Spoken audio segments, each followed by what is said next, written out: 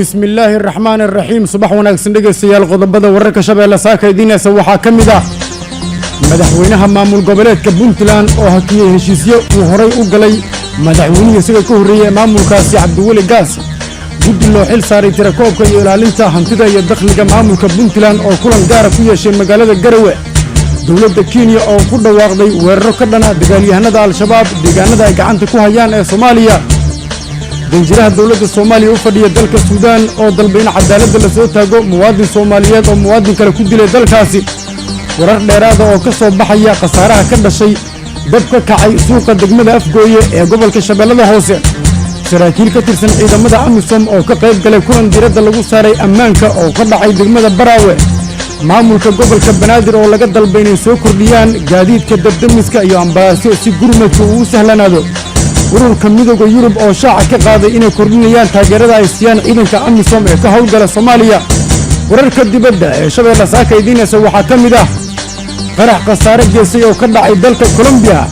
iyo ciidanka Afghanistan oo howlgallo ka sameeyay waqooyiga dalkaasi soo gudbinta warka subaxnimo ee raadiyo Shabeelle waxa idin suurta gelisay warshada isbuunyada Shaaka doodarayaal tayeesan iyo fadhi carbeed ee wanaagsan u doona warshada isbuunyada Shaaka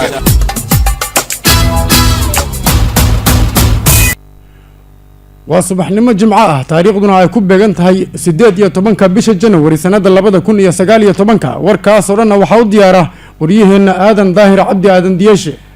mahadsanid maxamed waa maxamed daahir degane bismillaahir rahmaanir rahiim kusoo dhawaada dhageystayaal warkaas oo fidsan madaxweynaha maamulka Puntland ayaa hakiyay heshiisyo uu hay'ado la galay maamulkii hore ee madaxweyne Cabdiweli Gaas iyadoo dhinaca kale guddi loo xil saaray tirakoobka ilaalinta hantida iyo dakhliga maamulka Puntland oo kulan gaar ah ku yeeshay magaalada Garowe warkaasi waxa faahfaahinaya Maxamed Axmed Jimcaale mudane Saciid Cabdullaahi Dani madaxweynaha cusub ee maamulka Puntland ayaa u magacaabay guddi dabagalka iyo tirakoobka hantida maamulka guddigaasi oo loogu talagalay in golaha wasiirada maamulkaasi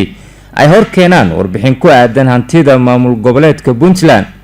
Cabdullaahi Maxamed Jaamac Quraan Jecel afhayeenka maamul goboleedka Puntland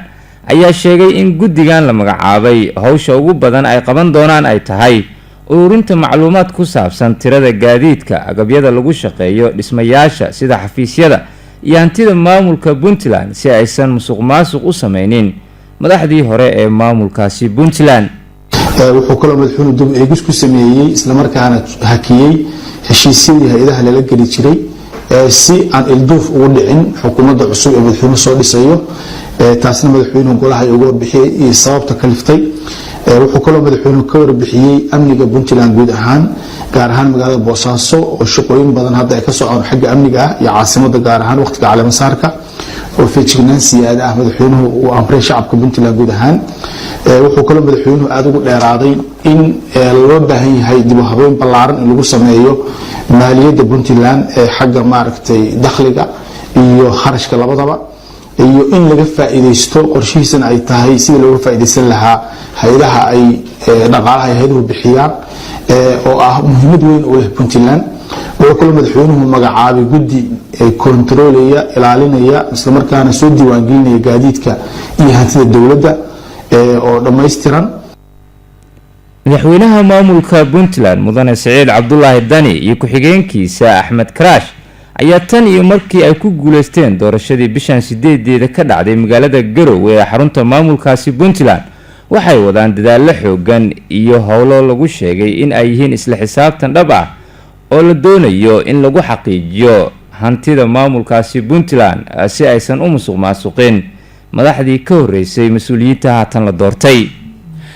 safiirka Soomaaliya u fadhiya dalka Suudaan ayaa dalbaday in cadaalad la marsiyo muwaadin Soomaaliyeed oo Soomaali kale ku dilay dalkaasi warkaasi waxa faahfaahinaya wariyaheena Cabdiqani Bashiir Xuseen danjiraha jamhuuriyadda federaalka Soomaaliya ee dalka Suudaan mudane Cabdirasaaq Axmed Shoole oo xafiiskiisa ku qaabilay ehelada iyo qaraabada muwaadin Soomaaliyeed oo lagu dilay dalka Suudaan ayaa uga warbixiyay xogta rasmiga ah ee laga hayo falkaasi iyo dadaalada ku qotoma arintan ee safaaraddu ay wado danjira Shoole ayaa u tacsiyay qoyska iyo qaraabada marxuum Cabdisamad kuwaas oo ka soo kictimay magaalada Hargeysa safiirka Soomaaliya ee dalka Suudaan ayaa bogaadiyey sida jaaliyadda soomaaliyeed ee dalkaasi ay usoo dhaweysay ehelada iyo qoyska marxuumka ee soo gaaray khartuum, isagoo tilmaamay in safaaraddu ay u taagan tahay ilaalinta xuquuqda muwaadiniinta soomaaliyeed ee ku sugan dalka suudaan. dhankooda ehelada iyo qaraabada marxuumka ayaa uga mahad celiyey safiirka soo dhaweynta wanaagsan iyo sida mas-uuliyadda leh ay uga soo amaba ay u imaadeen dalkaasi iyo dadaalada socda oo uu sheegay in ay markaasi ku qanci doonaan. dowladda suudaan ayaa gacanta ku haysa eedeysanaha dilka ku lugta leh oo isaguna ah muwaadin soomaaliyeed, iyadoo ay socdaan baaritaano la xiriira arrintaasi, waxaana uu sheegay in dhowaan sharciga la horkeeni doono. saraakiil ka tirsan ciidamada amisom ee ku sugan soomaaliya ayaa ka qayb galay kulan diiradda lagu saarayay ammaanka degmada baraawe ee gobolka shabeellada hoose. warkaasi waxaa eegaya mahad mutawakil. kulan saacado qaatay oo yeesheen mas-uuliyiinta maamulka degmada baraawe oo ah xarunta maamulka koonfur galbeed soomaaliya, xubno ka socday maamulka gobolka shabeellaha hoose, mas-uuliyiin ka socotay maamulka koonfur galbeed, saraakiil ka tirsan ciidamada amisom ee soomaaliya ayaa ka dhacay degmada baraawe. kulanka waxaa diiradda lagu saaray amniga degmada baraawe oo ah xarunta dhexe ee maamulka koonfur galbeed soomaaliya. mas-uuliyiinta ayaa qiimeeyey heerka amni ee degmada iyo suurtagalnimada in madaxda maamulka koonfur galbeed ee soomaaliya ay usoo guri karaan xilligan degmadaasi, waxaana ay muujiyeen in amniga degmada baraawe uu yahay xilliga mid laisku haleyn karo. ciidamo ka tirsan kuwa booliska soomaaliya ayay sheegeen in xilligan ay ilaaliyaan amniga degmada baraawe, iyadoo sheedha ay ka ilaalinayaan ciidamada amisom. cabdifitaax maxamed nuur, gudoomiyaha degmada baraawe ee gobolka shabeellaha hoose, ayaa faahfaahin ka bixiyey muhiimada kulanka ay wada qaateen mas-uuliyiinta maamulka koonfur galbeed iyo saraakiisha ciidamada amisom. qodobka ugu weyn oo aan ka shaqeyno oo koowaad amniga noo ah, labaadna amniga noo ah, saddexaadna amniga noo ah, waxaan u kala maaragtay qabanaa siyaabo kala duwan. hadda aan u isticmaali lahayn baaris xaafadaha, hadday naqon lahayn rondooyin habeenkii iyo howlgallo qorsheysan. sidoo kale waxaa noo weheliya waxaa loo yaqaano local networks, waxaa loo yaqaano sirdoonka gudaha. dee waa taqaan qolooyinka nabadka way soo dhuumaaleystaan oo dhuumaaleysi wax ku sameeyaan. marka sida dhuumaaleysiga nafsigiisa loo fashilay, waxaan leenahay local network waxaa loo yaqaano ama qolooyin sirdoon ah, gaar ahaan soo wariyo soo tabiyo xoogta qolooyinkan shabaabka. guud ahaan degmada waa degmad nabadoon oo ammaankeedu aada u adag yahay. wax walbo maaragtay isku daya ee al-shabaabka ay damcaan waa midaan u suurtagelaynin in degmadaas khalqalkeeda ay geliyaan caqabad. ciidamada booliiska ayaa hadda ku wareegay saldhigii, ayagaa hawshii haya, ayagaana ammaanka gudaha lagu ogyahay inay sugaan, ayaga ay caawinayaan militariga degmada jooga, sidoo kale aada isku caawiyaan. ayagaana hadda lagu ogyahay ammaanka gudaha iyo wax walba oo shaqaaqada gudaha ka dhacaya. booliiska degmada hadda wuu dhisan yahay, aada u shaqeeya. waxaana rajeynaynaa in maaragtay in ciidanka qalabka sida in maaragtay la kordhiyo howlahooda iyo garab istaagooda in la kordhiyo. dhowaan degmada baraawe ee gobolka shabeellaha hoose ahna xarunta dhexe ee maamulka koonfur galbeed soomaaliya waxaa booqasho ku tegay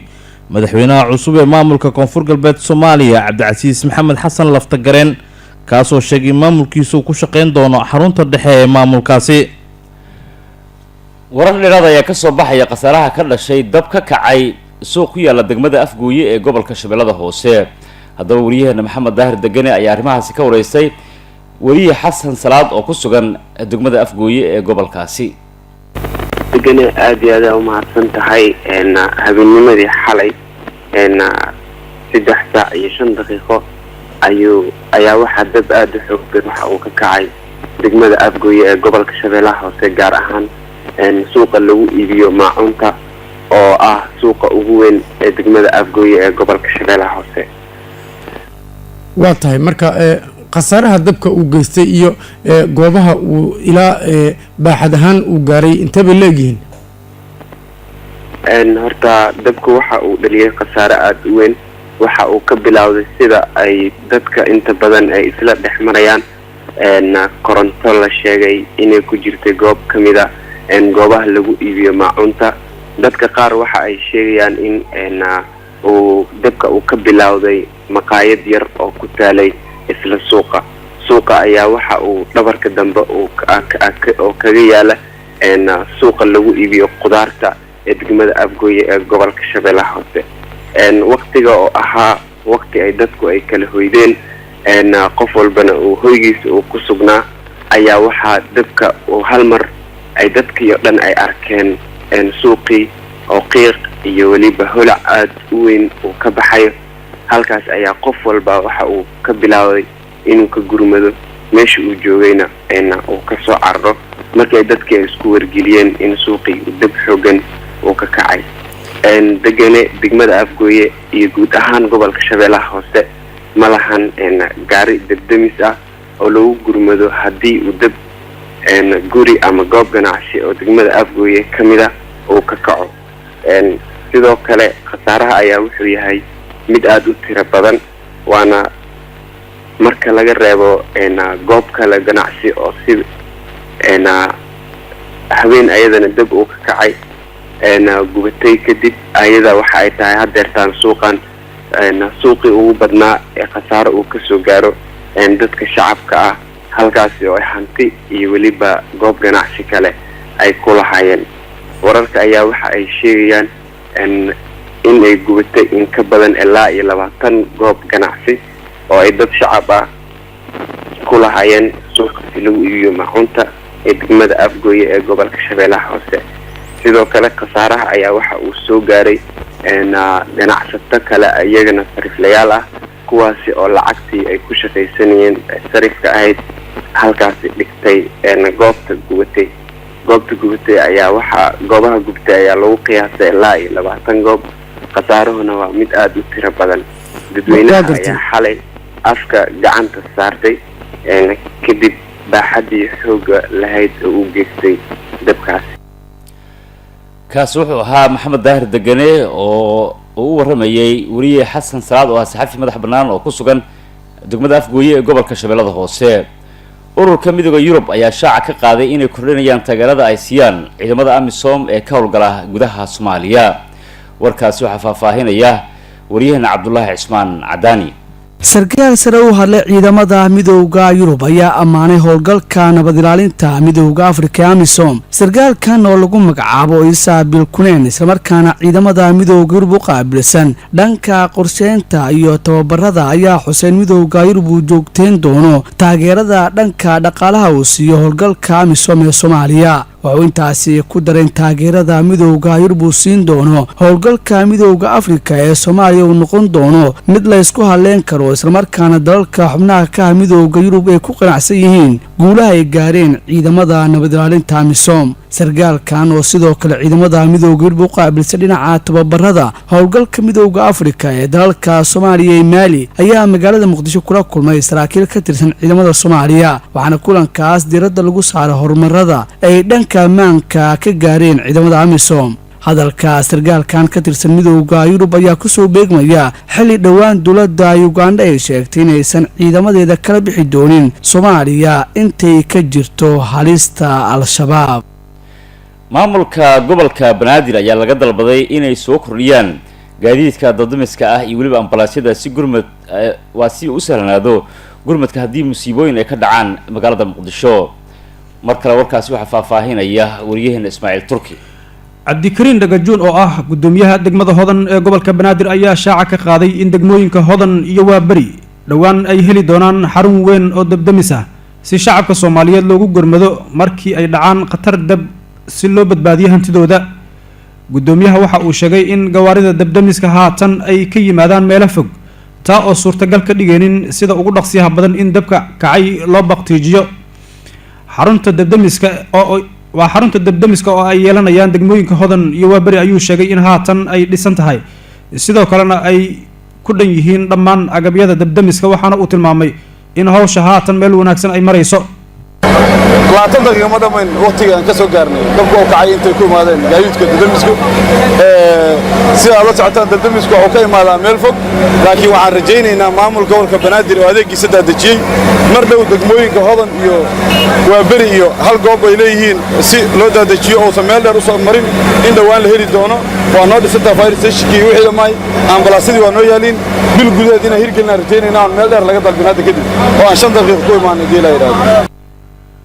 shalay ayay ahayd markii dab xoogan uu ka kacay meel u dhow isgoyska Soobe ee magaalada Muqdisho. dabkaasi oo baabi'iyay 7 qol oo goobo ganacsi, inkastoo markii dambe lagu guuleystay daminta dabkaasi.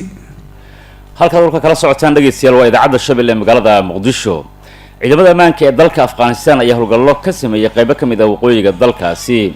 ciidamada dalka afghanistan ayaa lagu soo waramayaa in howlgallo ka dhana ururka taliban ay ka sameeyeen qaar ka mid ah magaalooyin ku yaala waqooyiga dalka afghanistan. afhayeen u hadlay ciidamada ammaanka ee dalkaasi ayaa waxa uu sheegay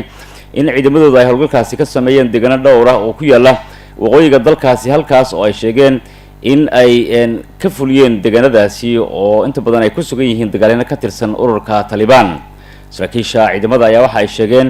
in howlgalkaasi ay kusoo qabteen rag ka tirsan taliban, islamarkaana ay kusoo furteen hub iyo rasaas ay isticmaalayeen dagaalyahanada ururka taliban oo la sheegay in dagaallo ay kusoo qaadaan goobaha ciidamada ay ku leeyihiin gudaha dalka afghanistan, gaar ahaan waqooyiga dalkaasi.